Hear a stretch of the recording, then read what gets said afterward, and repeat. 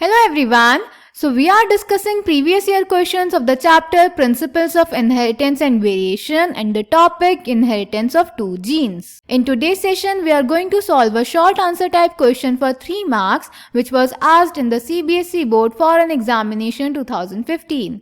So the question is, write the Mendelian F2 phenotypic ratio in a dihybrid cross. State the law that he proposed on the basis of this ratio.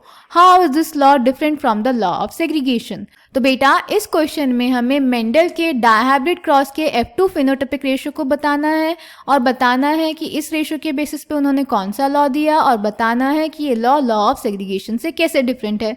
So let's check the answer. तो बेटा सबसे पहले dihybrid cross check कर लेते हैं. Dihybrid cross बेटा वो cross होता है जिस क्रॉस में हम 2 कैरेक्टर्स का इनहेरिटेंस साथ साथ देखते हैं. तो उन्होंने राउंड और येलो सीड्स लिए जो कि डोमिनेंट ट्रेट थे, कैपिटल आर कैपिटल वाई इसका जीनोटाइप था. दूसरा इन्होंने रिंकल्ड ग्रीन सीड्स लिए जिसका जीनोटाइप स्मॉल वाई था, यानी ये रेसेसिव ट्रेट थे. जब इनका क्रॉस करवाया तो गैमीट्स आए capital R capital Y and small Y. इससे F1 जनरेशन आई with the genotype capital R capital Y small Y and the phenotype round and yellow seed. जब F1 जनरेशन की सेल्फिंग हुई तो उसको हमने पुनेट स्क्वायर की हेल्प से दिखाया. तो F2 जनरेशन में बेटा इतने सारे टाइप के जीनोटाइप्स और फिनोटाइप आए. तो जब ये क्रॉस हुआ तो फिनोटाइपिक रेशियो आया round and yellow is to round green is to wrinkled yellow is to wrinkled green in the ratio 9:3:3:1.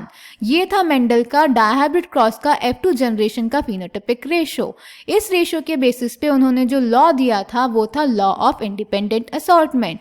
Law of independent assortment कहता है बेटा कि जब हम एक क्रॉस में एक से ज्यादा कैरेक्टर्स के जीन्स का इनहेरिटेंस देखते हैं तो बेटा एक कैरेक्टर के जीन्स दूसरे कैरेक्टर के जीन्स के इंडिपेंडेंटली सेग्रीगेट करते हैं, यानी एक जीन का इनहेरिटेंस दूसरे जीन के इनहेरिटेंस पे डिपेंड नहीं करता. ये लॉ ऑफ सेग्रीगेशन से इसीलिए डिफरेंट है क्योंकि बेटा लॉ ऑफ सेग्रीगेशन में उन्होंने एक ही जीन के 2 अलग अलग एलील्स का इनहेरिटेंस एक्सप्लेन किया था कि वो दोनों एलील्स एक दूसरे के इंडिपेंडेंटली सेग्रीगेट होते हैं गैमीट्स में.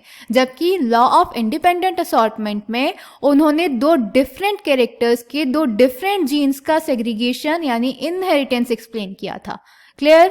So, the law that Mendel proposed on the basis of dihybrid cross was the law of independent assortment.